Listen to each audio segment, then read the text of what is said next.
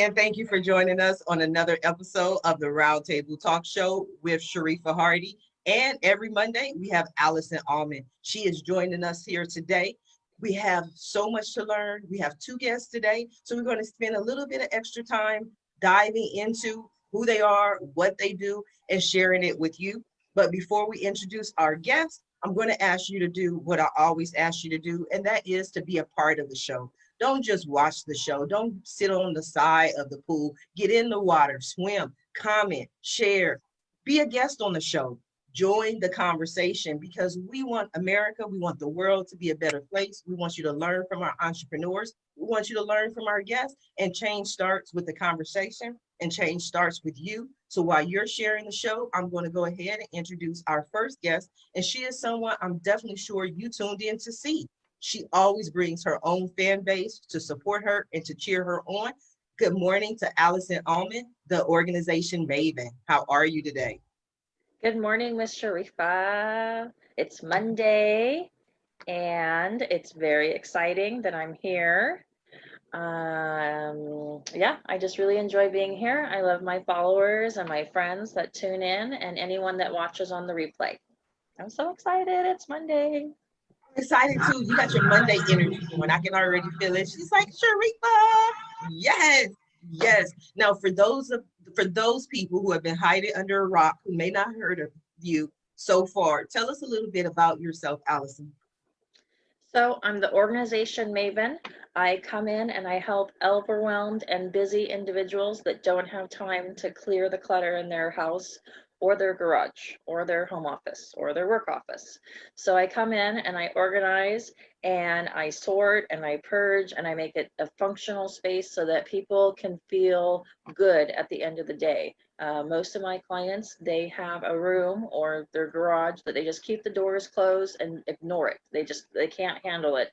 They have so much else going on in their life that just going into that space makes them overwhelmed, makes them anxious, makes them, they don't know where to start. So I kind of just come in with an action plan and wham bam it out in 1 to 2 sessions and just do it all for them. I purge out the stuff that isn't needed, and I can usually tell by how, dusty the item is, or if it's broken, or, people have high ideas to fix something and it just never happens. I just clear it out for them, put it in my pickup truck, donate it, trash it, whatever's needed, and then they can go into that space and it's all completed. And so I just really, really, really love helping people. Right now, with kids going back to school, there's a lot of trends of making distance learning spaces, and there's these things called mom caves, and I'm really excited about it. Usually, so we're used to man caves where they have couches and sports center on, and so now mom caves or she set sheds or woman caves is where moms can escape from their kids after the day of distance learning and feeding and taking care of everyone. They go into their space, which is either a craft room or a place where they can watch, Real Housewives, and they have a wine fridge and they have a furry carpet on the floor. And it sounds so fun, but it's like, I want to do a mom cave now. So I'm hunting to organize a mom cave just so I can have cool pictures and help other moms, because all it takes is one mom to be like, I want a mom cave, can you come over and do that? I'll be like, yes, we get to do a man cave, and then a mom cave, and then everyone else will want a mom cave. So You know what I love about it is one of the things that we've been discussing during this epidemic is that there have been more millionaires created during recessions than any other time in history. And so just like now, people are trying to figure out a way how to manage. When you have people who are not used to all being in the home together, you have to find a space for everyone. Because if you don't, it's going to be chaos and anarchy. Everybody is running all over the place. So I love the idea of what is it called? A woman's cave?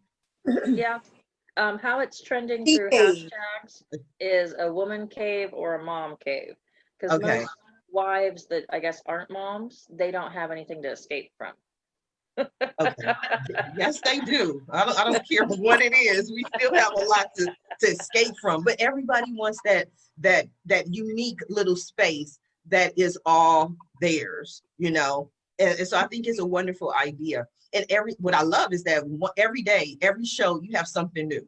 Last week we talked about more about your SEO, things that you were doing to your website, how you saw a need for garage organizers and you took that direction and you implemented it in your business and in your marketing. And now we're seeing you do the same thing with the she sheds and the mom caves.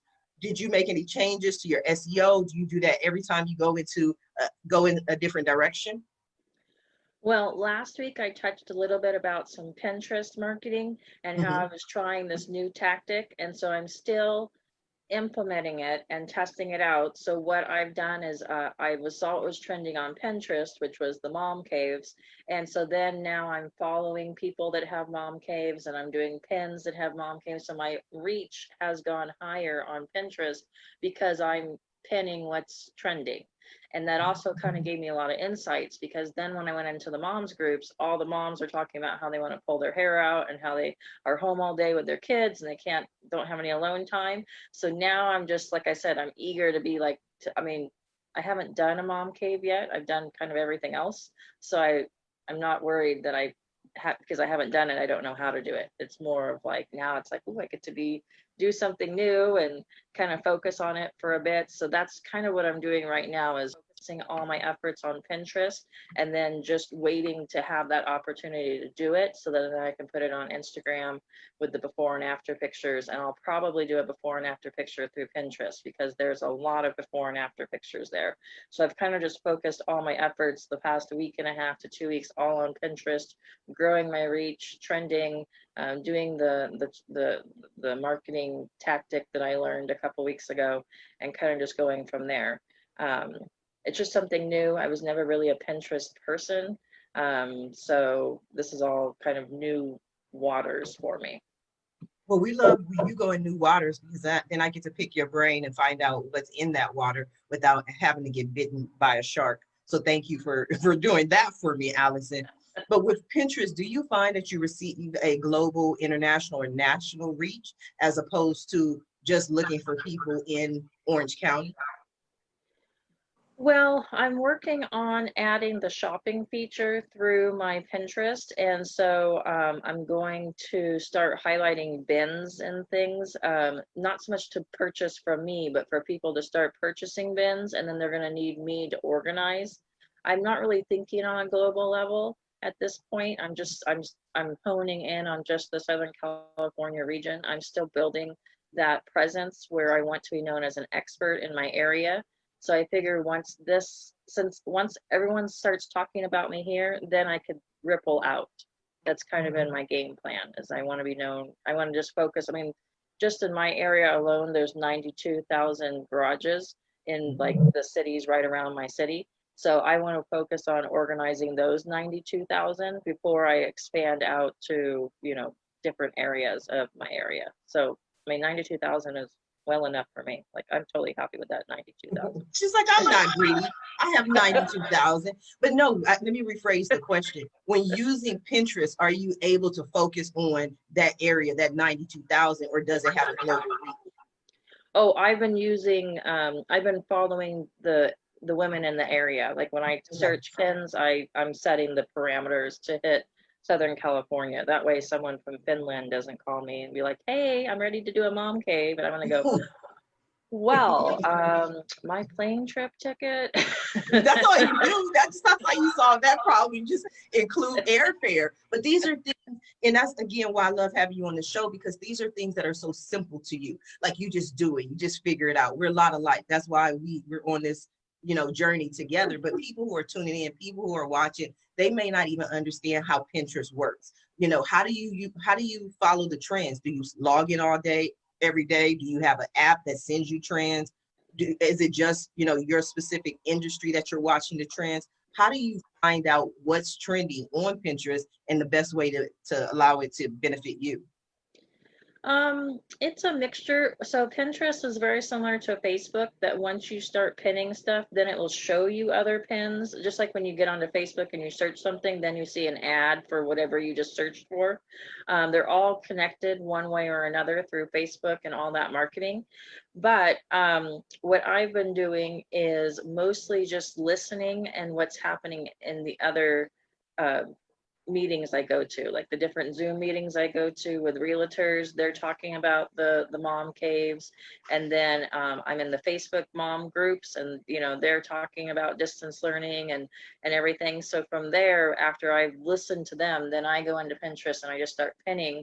That way, those moms that I just saw complaining about distance learning can see that I can do a distance learning room or something to that effect. Like, I'm getting it by, I guess, crowdsourcing, is that the correct term?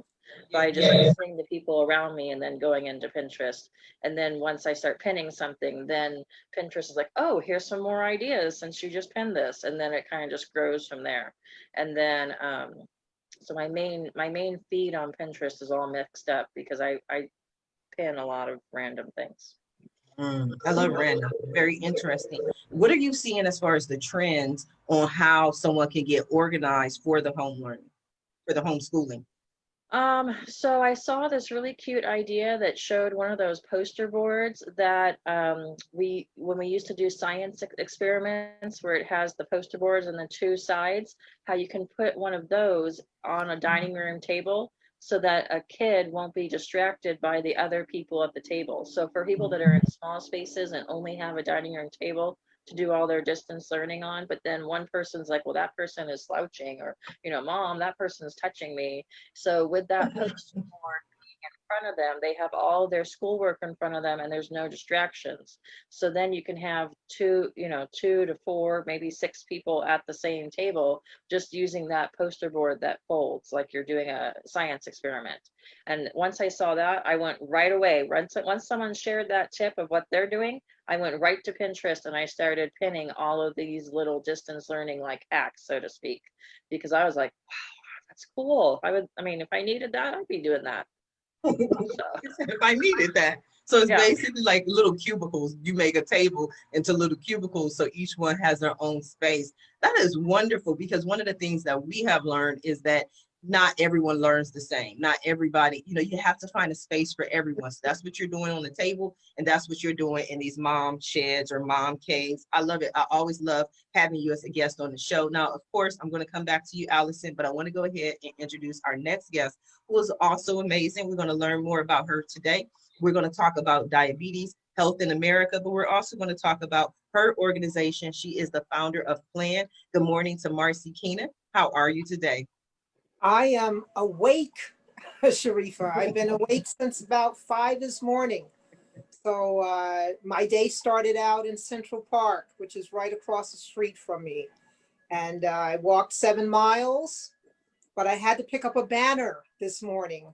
And so I walked 20 more blocks, pick up the banner. And then I walked to my church where I just posted the banner. So that's part of my marketing. We don't forget street marketing. And when you have a church that is on a major street right near 125th Street in the heart of Harlem, putting up a big banner for the next 6 to 8 weeks is a wonderful way to let the community know that we have these online classes that are starting in September, and we have them in both Spanish and English. And we're looking for at-risk people at risk of developing type 2 diabetes, working with them to reverse that course. So we also are doing it not only in Spanish and English, but Medicaid, New York State is covering the cost of this program for the underserved community here. And that's huge. So I'm trying to let as many people know as possible about that. Well, wonderful. We're going to help you get the word out. One of the things that's interesting, I love how you came on, you said, I'm awake. And I think you're the first person in New York who said that on the show. I get that all the time from people here in California with me. They're like, I'm up. It's 7 o'clock, Sharifa. I'm here. You know what I mean? It's early. Why did you have this show at 8 o'clock in the morning? I'm like, because I want to get up, get the day started, and bring you information and educate you in the morning, so you can start your day. So educate us. What does PLAN stand for? Preventive Lifestyle Assistance Network. And basically, I'm a certified fitness trainer, as well as a certified diabetes prevention program certified lifestyle coach. I started out in 2012. I'd gone for a routine examination. I was living in Las Vegas at the time. And when I went back to get my results, to follow up, the doctor told me I was pre-diabetic. And I was quite surprised. You know, I'd heard your vitamin D is low. That had been something that I had to deal with, and my cholesterol level was always great, and I'm working out, you know what I mean? But I can't claim that I was always eating healthfully. As long as I looked good, you know, I'm working out, I'm burning calories, I'm spinning like a mad woman, so I could kind of eat what I wanted to. And so this woman tells me this, and she's a bit dramatic because it's really, you know, the scale is, I believe it's 5.7 to 6.4 A1C. And I was at like 5.7 or 8, something like that. And, but this particular doctor was very diligent with this because she had lost her mom and her grandmother, who were both double amputees. Wow. And they died of complications related to type 2 diabetes. Hence her vigilance. Okay. So even though I'm going, come on, I'm at the low end, blah, blah, blah. 50% of pre-diabetics become type 2 diabetics. Okay. Diabetes is a disease that affects every organ of your body, right? Skin is an organ, you know, the nerves. People have a lot of problems with their feet because the nerves are dead. The cells are dead in the nerves. So people can nick themselves, cut themselves and not know it. And as a result, get an infection. And these infections, I just had a friend of mine, I had him on a show, in fact, he nearly lost his big toe. You know, he's been battling diabetes for 15 years. I didn't even know he was diabetic. And they literally had wheeled him into the operating room. This is a vibrant young man. He does a reality show. He's a music producer. And he's been watching what he eats and, you know, different things. But they did one last test before taking him in. And there was some circulation going to that toe. That stopped the process. But there are people who do lose their limbs. I had a doctor speak to my people. I do an online diabetes. I do an online diabetes course. As you know, everything is shut down. We're opening up in New York, but I noticed when I was doing the marketing to try to open up an in-person diabetes prevention class, all I could think of for marketing was making sure people knew they were safe. You know, that's marketing now. So I'm, you know, we're going to be doing temperature checks, and as opposed to having it in the deacon's room this time, we're going to have it in a youth church. And then I went in there and I, you know, thought how many people I could fit in here. And so it adds a whole nother layer to your business. I understand why some of these businesses are struggling. So,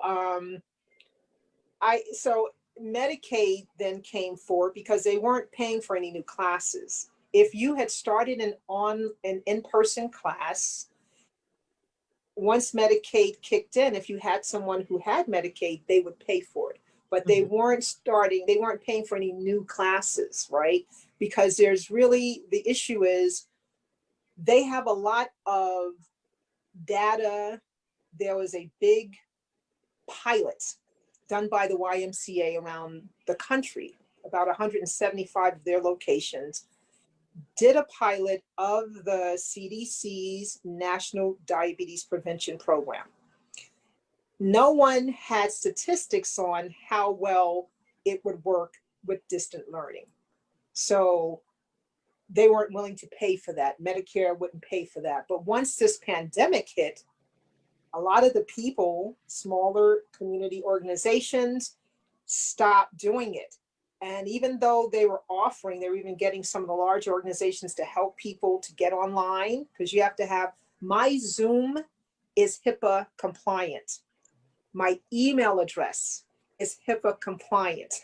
My fax is HIPAA compliant. You can't just go on anything. If I record something, I have to do it on my computer. I can't do it on my iPad. You follow? So there's a lot of regulations with working with government agencies, which can be daunting for smaller companies like mine.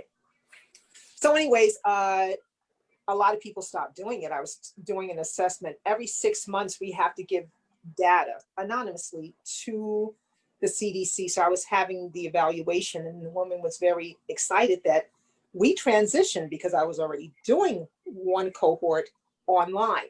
So I had an in-person cohort at my church. I had one online. When things were going south in March, I just told my people, listen, we're going to start doing it online. And everyone transitioned. So it was smooth for us. But anyway, so Medicaid now says, just literally about a month or so ago, okay, we'll pay for new cohorts that are being done distant learning. And just to give you an idea of how they differentiate the terminology, I say I'm doing it online. Well, online in that world means I'm sending Sharifa the class, a module. I'm just sending it to you, expecting you to do it and get it back to me. That's online. As opposed to Sharifa and Allison are joining me on Tuesday night from 6 to 7 p.m. for this class. So there's a difference there in that world. So they would pay for distant learning, meaning like we're together right now. If we were doing a class, they would pay for this. They would not pay for Sharifa sending me something to do online without the lifestyle coach or instructor being involved. Does that make sense? It makes perfect sense. And it's very interesting. We went in a lot of different directions. I want to go back to something you said initially, that you went to the doctor and the doctor was adamant that you do something because she had lost her grandmother and she had lost her mother. What did you decide to do? Actually, what I did, I took, at the library, they were having a diabetes management program.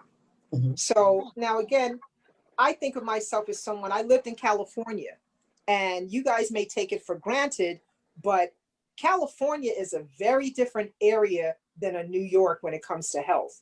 So I'm at the Marina Athletic Club. I'm doing master cleanses. You know what I mean? Yes. I am sober.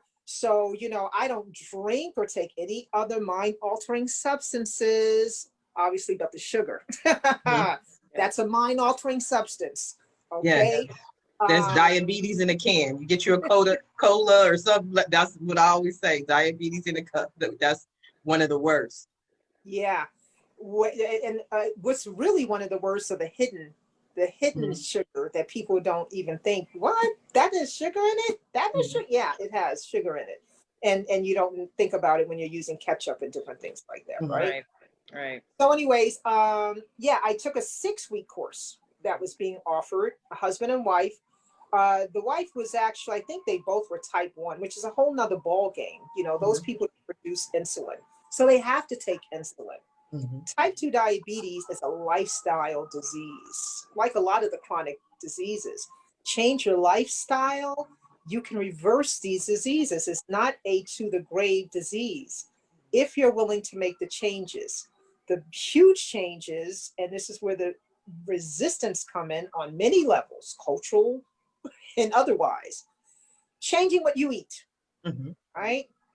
People don't want to give up stuff. Right. I heard a story a long time ago. So woman used to work in the music industry. She happened to live in this building. And I heard that she was in a nursing home, and she is young. I'm like, nursing home? What do you mean she's in a nursing home? Well, she had diabetes. I didn't know that. And she'd had a toe amputation. And then as a result, she ended up in a nursing home at, I don't know, she may have been 55, 60 at the time. Oh, wow. And I was very surprised. And then her daughter was upset because people were bringing in contraband. Snickers, that's contraband for someone in a nursing home who just had an amputation of her toe. Right. Because one amputation begets another amputation. And I had a doctor speaking to my people. He's down in Mississippi helping save limbs, because let's say we all go to the doctor and we say, it seems like I have a lump in my breast. They say, really? Okay, I'm going to order a mastectomy. Okay. Nothing in between, no biopsies, or this is kind of the equivalent to what's going on in Mississippi. And this guy, when he went down there, he was livid. I happened to read an article on him in ProPublica. And so deals with vascular, this, that, and the other. So he knows how to clean out the arteries and all of that to get the blood circulating to the parts that are struggling. And that can give you a chance to keep your toe, foot, leg, because once they start amputating, on average, people live 5 years more than that.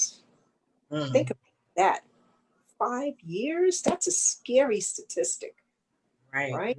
I know that's very scary, but it's not always easy for people. I had a friend. I loved him to death. I known him since I was in the 3rd grade. He was in the 4th grade.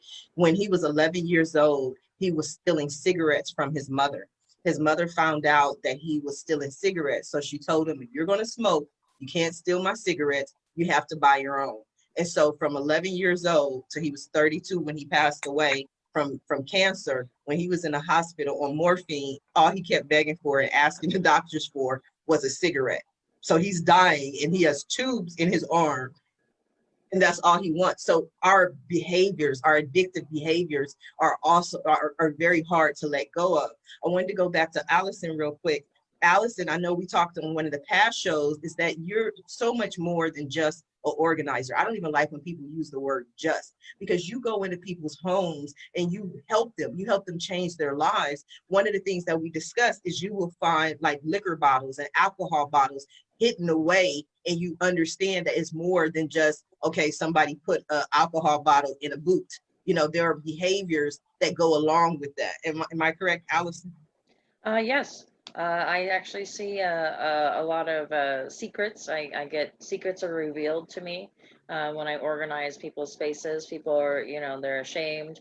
It goes with their anxiety and having to deal with something, and having someone that's an outside person come in. I do see a lot, and I gauge how open they are to change. I mean, they're open enough to have me come in and organize, but a lot of times they're not open enough and ready to deal with the root cause as to why they're anxious or why they're overwhelmed. So I have to kind of gauge their I guess, resistance or being open. Some people just are okay with their coping mechanisms. And so whatever happens at my client's house stays at their house. Is that in your contract?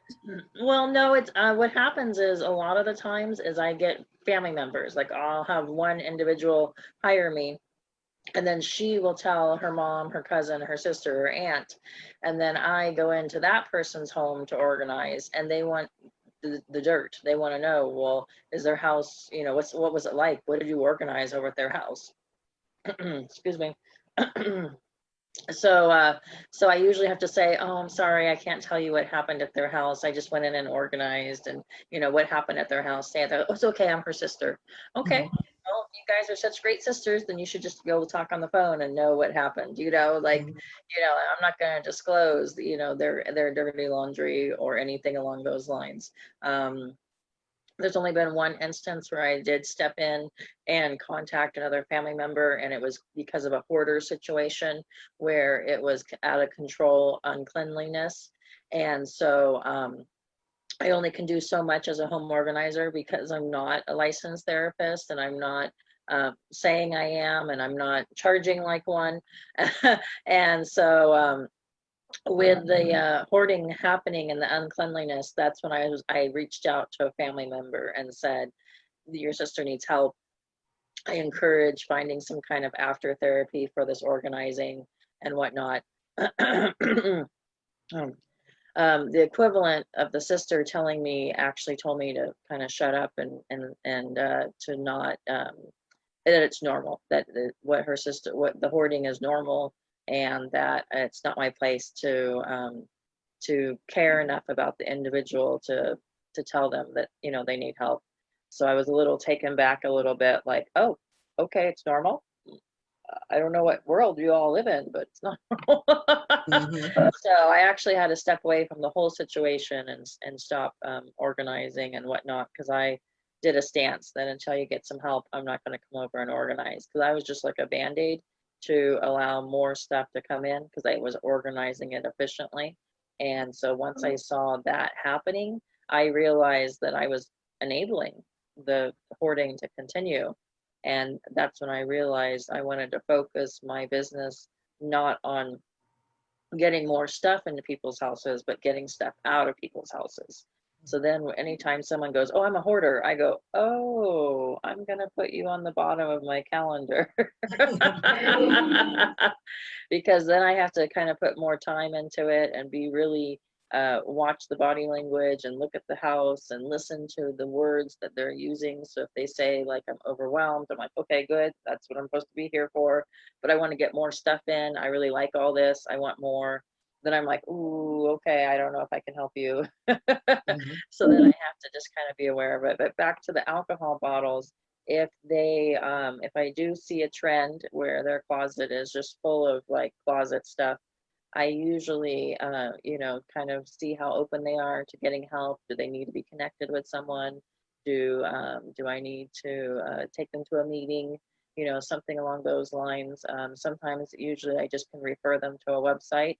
And I have taken a few people, but it's only if they want. I don't push anything. If they get closed up and weird, I just change the subject real quick, and that way it's not awkward. You know, they're not ready. If they were ready, they would be. You know, if they were ready, then we can go to the next step.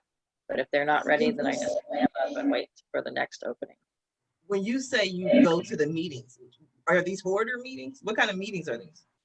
No, for alcohol or okay. or Like drugs. AA meetings. Oh, that's Right, interesting. So they're sitting in the, go ahead.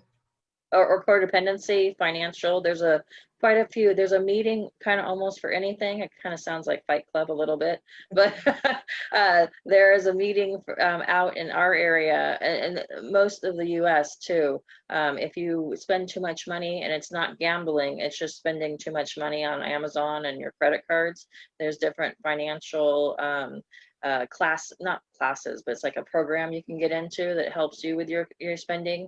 There's codependency, there's eating, there's alcohol, there's drugs, there's sex.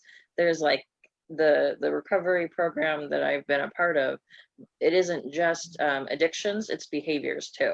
And so if any of their behaviors trigger my little antennae of, oh, they might have behavior issues, they might be open to getting on a program.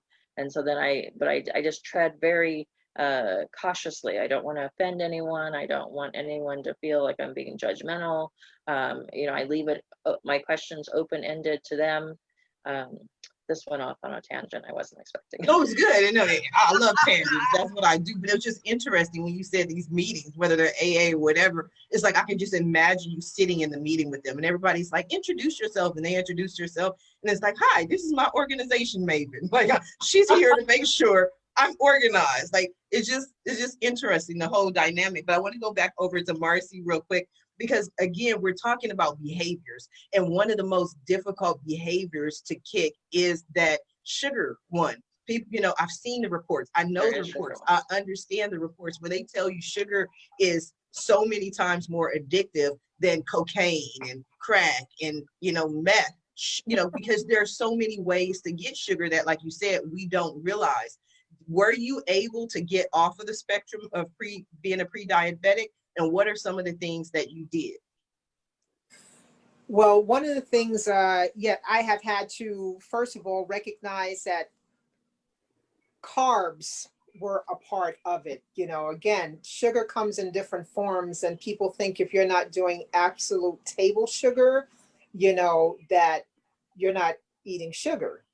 even if you're doing a lot of fruit, you know, watermelon has a lot of sugar in it. It's natural, you know, and it may at times, it may metabolize slightly different, but it's still sugar, right?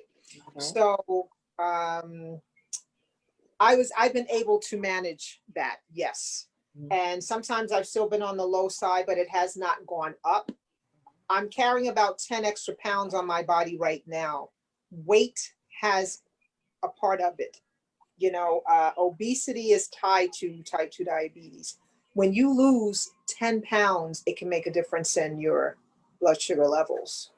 So getting the 10 pounds off of my body will help. My blood sugar level has been fine. But I'll tell you what I discovered being back in Harlem. When I go and I see that I'm at a 5.8, the doctor's like, oh, or the nurse is like, are you kidding me? You know what the levels are in this neighborhood? That's not a good answer for me. You know what I mean? Right. Because So, it's not about the neighborhood. It's about your life at that moment. right. But it becomes acceptable. This is where we are affected so negatively, because then something that's not normal in another neighborhood becomes okay. Oh, you're the least, that's the least of your worries. You understand? Right. Even, yeah. So we don't want people to view prediabetes like that, because again, neurologically, it's hard to change habits. Okay. We're wired to do things automatically. I'll give you a good example. My mom's keys are on they're smaller, so I can put it in my fanny pack. Mine has a big old thing on it, you know. So I grab her keys and I walk out the door, and lo and behold, I have my keys in my hand, almost like magic, because I have a habit of taking my keys off of the ring in front of the door, despite the fact that literally seconds beforehand, I grabbed her keys. I still ended up with my keys a couple of times. It's the habit. Have you ever said, did I put on deodorant? Mm-hmm. You know what I mean? That's weird. I do that. That's why I have a spare deodorant in my purse. Like I'm like, I don't remember, but just in case, let me put a little more. Now you know what I'm talking about. But I love what Allison, I want to kind of go back to something she was talking about. I have 30 plus years of sobriety. Congratulations. Thank you. I got sober near Disneyland. What's the area called? There was a place called Open Quest there. Okay. There was a place called Open Quest there years ago. This is April 21st, 1990 is my date. And I've been to meetings.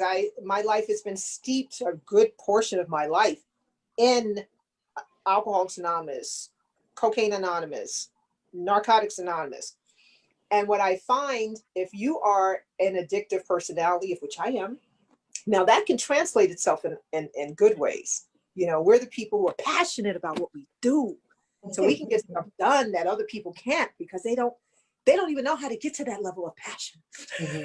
I think that's me. Yeah, but then that also means you're more likely to become a gambler, or become a coupon obsessed with coupons, or become a fitness fanatic, because you're just going to replace that addiction with something else. Why are you stealing my thunder, Allison? Give her thunder back, Allison. Give Marci back her thunder. Okay, there you go. It's all back.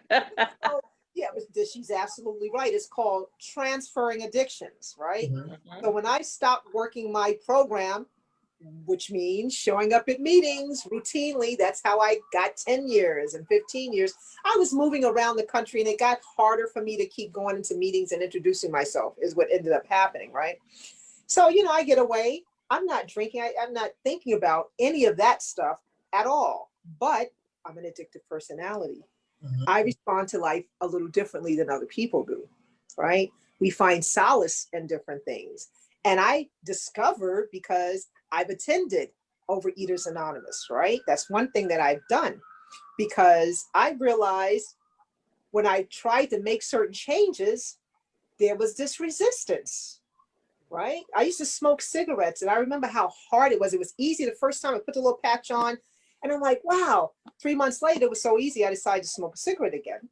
And it kicked my butt trying to stop the next time. To do something that I don't want to do, you know, it was horrifying. because I was blessed to go into rehab and all of that other stuff. I spent 27 days in a rehab. I went across country to go into rehab. Then I went to a sober living place for 2 more months. And I loved Alcoholics Anonymous.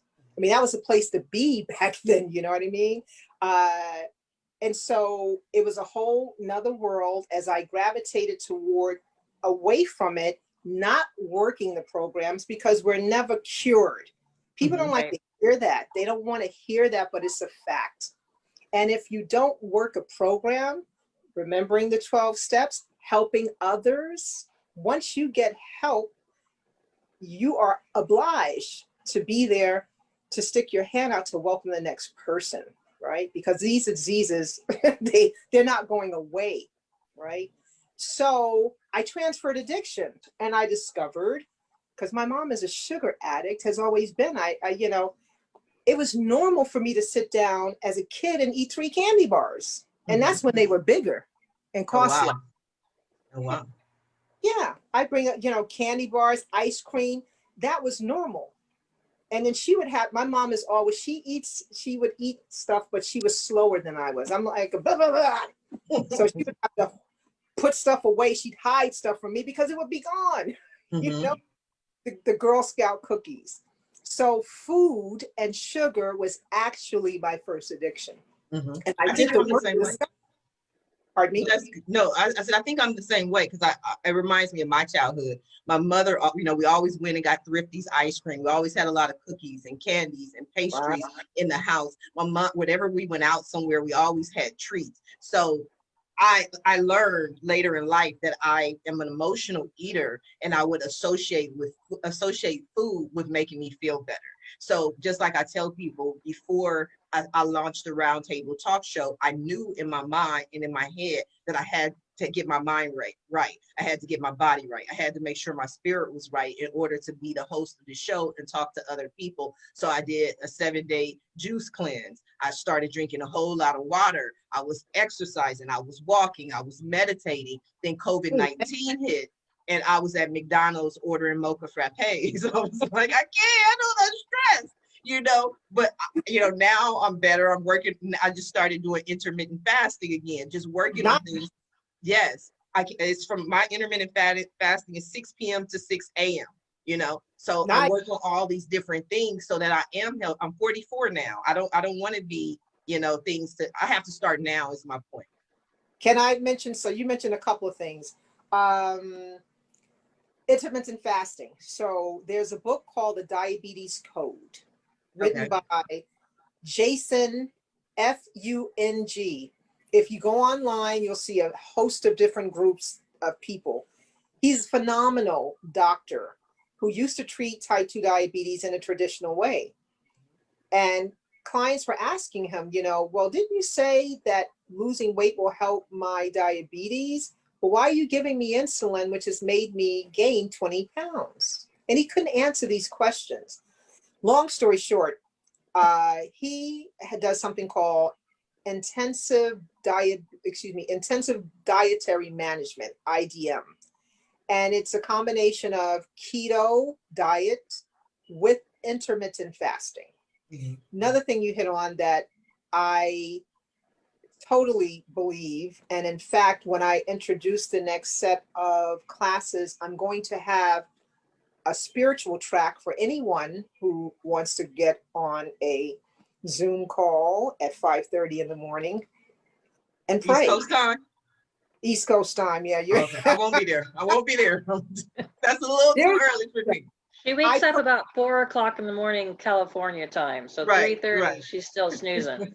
There you go. Lots of times she's waking up and I'm just going to bed. So I personally believe there's a spiritual dimension to this. And that's, I mean, in actual fact, that's what they teach you in AA. We admit we're powerless over whatever, that our lives have become unmanageable.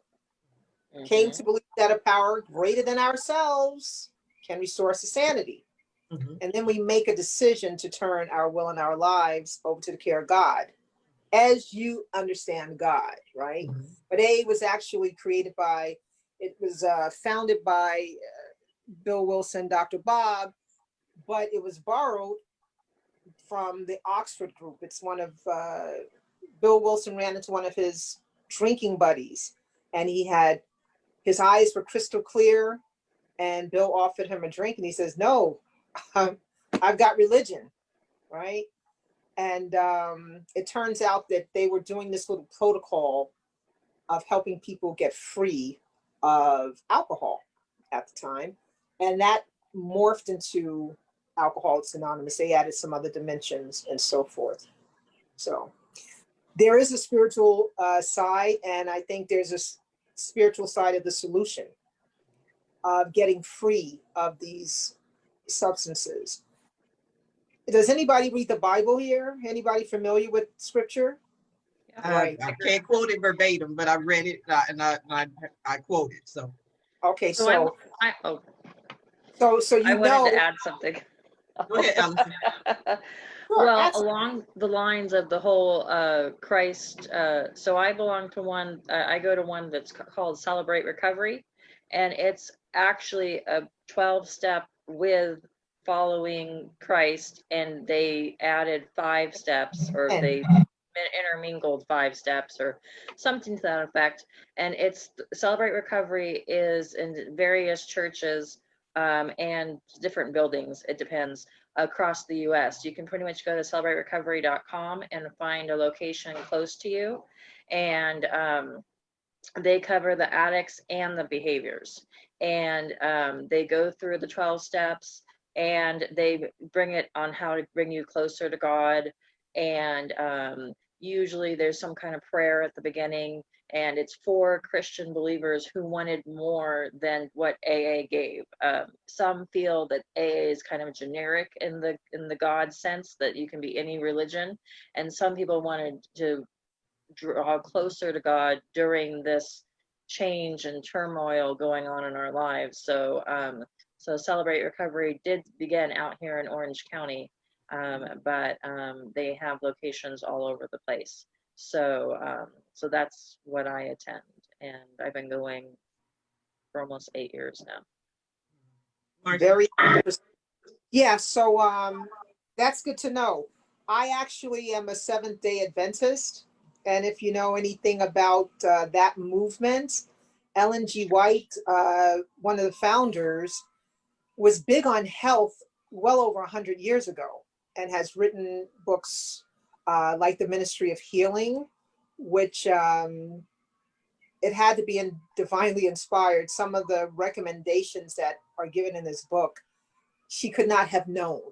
She could not have known it, you know. It's very relevant now, and science is just finding it out. But anyways, back to the Bible.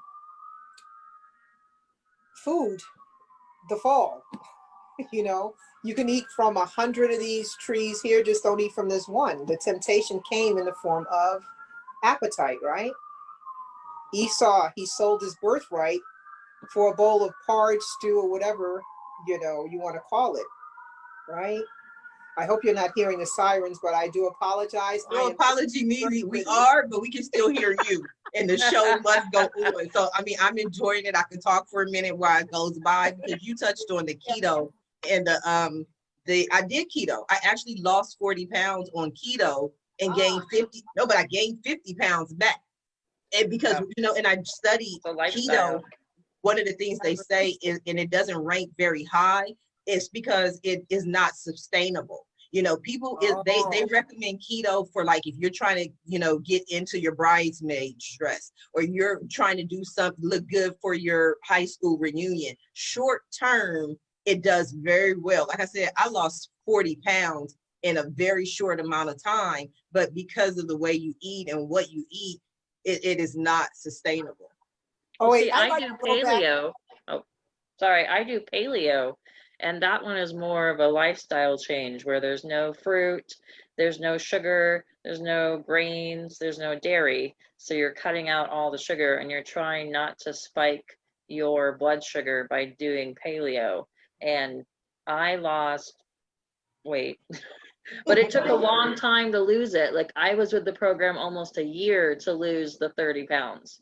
And it That's took a good. month. And so for me, I felt that paleo was more of a lifestyle change and not a quick fix. Because in our area, the same thing as Sharifa said, that keto is encouraged if you're trying to lose weight quickly, like you're going to be in a wedding in 2 weeks and you want to fit into the bridesmaid dress. And so everyone, any of the moms groups, people go, I need to lose, 10 pounds in 2 days. And everyone goes, keto. Like everyone shouts it from the rooftops. And I'm like, paleo, because you want something long term. Right. Right. But you know what? I don't believe that's the case when it comes to what Jason Fung is doing. I don't think that's the case. I know that the intermittent fasting is a huge part of what he's doing. And literally, people who have been on insulin for a decade or so have been freed from that. So, yeah. No, I agree with you. I agree with you, which is why out of everything that I learned when I started keto, because it was a process. You change your eating, you change your water, you change your and you add intermittent fasting. The intermittent fasting is the only part that I'm taking on and the water right now, because the other things I know it's not going to be, long term. So I don't know enough about keto, but I want to get back to so no one's confused on this call. The diabetes prevention program is about changing lifestyles. It's a 22 class program. We do 16 weeks, 1 hour, back to back. And then we go, that's the core phase of the program where you are looking at your food. You're looking at moving more. Everyone can't go to the gym and all of that, but we include when you're cleaning up your house. I mean, what Allison does takes energy, lifting boxes and all of that. So we include movement, get active. And people each week, we take the weight and we take how many minutes were you active this week? And so those are the components. So there's accountability and support. Then we do 6 months of meeting once a month. Now that's where I added a show like this. I've had speakers come in. I've done that so that I could keep my people engaged now that both of my cohorts are in maintenance phase, right? And they've loved it. They have loved the speakers. They've kept on point. And I've invited anyone who wants to keep sending me their weight and activity log each week are welcome to do that. So a couple of people have gotten really wonderful results, about 4 people, and it is over a year's time. Like Allison said, it's about making small changes in what you do. Like one young lady, I said, the logging of the food is crucial because when I first started to log, first of all, it starts to put pressure on you because certain things you don't want to see yourself written down, right? So you start making changes right away. Oh no, I'm logging now. I have to really see this. You don't realize how much you're eating. People don't realize how much she said, I had no idea. I'm eating good stuff, right? Like I became a vegetarian, 1 piece of chocolate away from being vegan, right? But carbs, you start to eat more carbs when you take out the meat, and that's not what you need to do. You need to eat more vegetables, which some of it are carbs, but they're the complex carbs, right? So anyways, she started to log and she realized, man, she lost weight like this. She hadn't been able to lose weight in a while. By logging, she saw, I am eating a lot of food. And she was able to make that adjustment. Not to a starvation mode, but from we're eating too much. Yes, the serving size. Too much food. Yes. You understand? And God forbid you are an emotional eater. And I saw that. I started to look at the behaviors, as Allison talked about. I found myself like, as an entrepreneur, there's urgency to what we're doing. I'm working with people who are on salaries. There's no urgency in my business for them, right? They're getting paid regardless. Right. Those are hard dynamics. And so, you get a little frustrated. I'm in front of the cabin. I'm like, why am I here? Right. I'm not even hungry, but I'm reaching for a good snack. But if you reach for nuts 5 times, it's no longer a good snack. Right. Right. Also, you Absolutely. could, well, do you encourage people to put the feelings chart up on the refrigerator so they can choose their feeling before they open the fridge? I've seen that being a good thing where if people are bored or stressed out, they can pick whatever they are, and then they have to, and then it says what to do instead of eating if they do those things. That sounds like Great idea. a good method. I've added one thing that the CDC wants is for us to do their protocol. Mhm. It's laid out. Mhm. Now, there are extra dimensions, like when I bring speakers in, people get to hear more.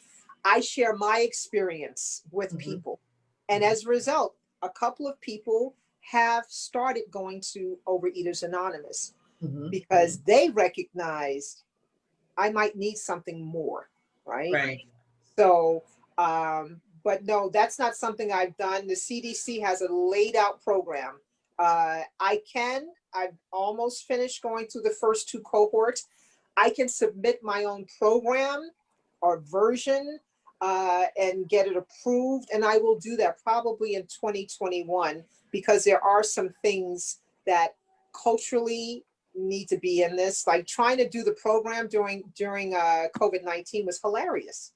Right. I mean, I was off script so much because we were dealing with people dying all around us like flies. You know Right. what I mean? And you have to give people passes. They got to cope whichever way they can in a Yes. pandemic. Has that kind of experience, right? Right. Absolutely. That's that So, emotional eater. You need something to feel better, but you just have to watch the different ways. I remember I learned 2 things from my personal trainer I had years ago. And one of the things that he taught me to do was to look at the portion size, the serving size on a package. And I wasn't even looking at that. I just grab it because it's a certain size. I just eat the size. It is what it is, as opposed to looking at it and saying, this package has 6 serving sizes. And the funniest thing out of all of that, which surprised me, is he had me eating rice cakes, right? And so I just wanted to eat the rice cakes. He's like, no, Sharifa, you get 1 rice cake. I'm like, a day? Like, I don't want, but 1 rice cake is 1 serving. And I'm like, you know what I mean? I usually would eat like 3 or 4. They're rice cakes. Like, no. But then he took me shopping and he said, I want you to shop normal, like how you would normally shop. And then, so I wasn't walking. He was like, just shop. I was like, well, can you walk back there? Like, go some feet away so I don't watching me shop. But every time I would put something in the basket, he would come up and we would read it and he would tell me all the sugars. So it was a learning experience that opened my eyes in a way that I wouldn't have been able to do by myself because I had no idea what, orange juice. He took my orange juice away because the amount of sugar they have. So it's a lot of different things. I'm digressing today. We have 2 minutes. I am coming down. I've enjoyed this show. I am we've coming got down 2 minutes. to the Is last. time by that Yes, fast? ma'am. Yes. And we have 2 minutes left in the show. And what I I'm love coming to back to Sharifa one day. I am. well, go to AskSharifa.com today. I will. I'd love for you to come back. We talked about so much. We have so much more to talk about, but go to AskSharifa.com today. Schedule be a guest, even if it's for sometime in October, because days fill up. But what I love to do at the end of every show is just simply allow my guests the opportunity to speak directly to the audience, to everyone who is watching this show live, as well as everyone who is watching it in the archives, and simply let them know what you want them to take away from your appearance here today. And we're going to start with you, Allison. So I really encourage all of our watchers to put that they're watching us on the replay, or they're, now that we're no longer going to be live in a few seconds. Anyways, people can find me online through the organization Maven. I'm on like 15 different social media platforms. So if you go into Google and just put the organization Maven, whatever social media you like to be on, I will be there. And you can follow me and see my she cave and and see what's happening. And I'll see you all next week. See you Monday. Marci, what do you have for us? Basically, if you can go to joinplanglobal.com, I am launching the next diabetes prevention program online September 10th. We have an information / orientation session the the week before on September 3rd, where you can come and ask all different questions. We'll go over how the program goes. If you've already registered, it'll be orientation. If you're looking to hear more, it'll be an information session. Join planglobal.com. Thank you for having me, Sharifa. I appreciate it, and I've enjoyed this show tremendously.